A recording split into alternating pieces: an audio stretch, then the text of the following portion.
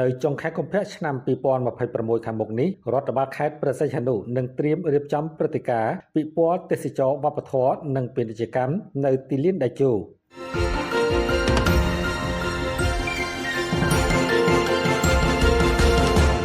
លោកសមុទ្រសុធិរិទ្ធអភិបាលរងខេត្តព្រះសីហនុបានដឹកនាំកិច្ចប្រជុំពិភាក្សាស្ដីពីការត្រៀមរៀបចំព្រឹត្តិការណ៍ពិព័រណ៍ទេសចរណ៍វប្បធម៌និងពាណិជ្ជកម្មដែលគ្រោងនឹងប្រព្រឹត្តទៅនៅថ្ងៃទី22ដល់ថ្ងៃទី26ខែកុម្ភៈឆ្នាំ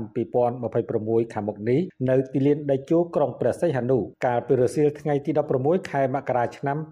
2026ដោយមានការចូលរួមពីលោកស្រីអភិបាលរងក្រុងស្រុកប្រធានអនុប្រធានមន្ត្រីអង្គភាពនិងកងកម្លាំងសមត្ថកិច្ចពាក់ព័ន្ធគោលបំណងនៃកិច្ចប្រជុំនេះគឺដើម្បីពិភាក្សានិងបែងចែកភារកិច្ចរៀបចំផែនការការងារឲ្យបានច្បាស់លាស់និងមានប្រសិទ្ធភាពសម្ដៅធានាឲ្យព្រឹត្តិការណ៍ដ៏សំខាន់នេះប្រព្រឹត្តទៅដោយរលូនសុវត្ថិភាពសណ្ដាប់ធ្នាប់និងទាក់ទាញភ្ញៀវទេសចរជាតិនិងអន្តរជាតិក្នុងឱកាសនោះលោកសមុទ្រសុធិរិទ្ធអភិបាលរងខេត្តបានសង្កត់ធ្ងន់លើការពង្រឹងកិច្ចសហប្រតិបត្តិការរវាងអាជ្ញាធរមូលដ្ឋាននិងកម្លាំងសមត្ថកិច្ចក្នុងការរៀបចំសន្តិសុខសណ្ដាប់ធ្នាប់សាធារណៈនិងការគ្រប់គ្រងការកកស្ទះចរាចរណ៍ដើម្បីបង្កលក្ខណៈងាយស្រួលនិងសុវត្ថិភាពជូនប្រជាពលរដ្ឋនិងភ្ញៀវទេសចរដែលអញ្ជើញមកកម្សាន្តក្នុងព្រឹត្តិការណ៍នេះជាមួយគ្នានេះដែរលោកអភិបាលរងខេត្តក៏បានណែនាំឲ្យគ្រប់អង្គភាពពាក់ព័ន្ធយកចិត្តទុកដាក់ខ្ពស់លើការងារអនាម័យបរិស្ថាននិងការតុបតែង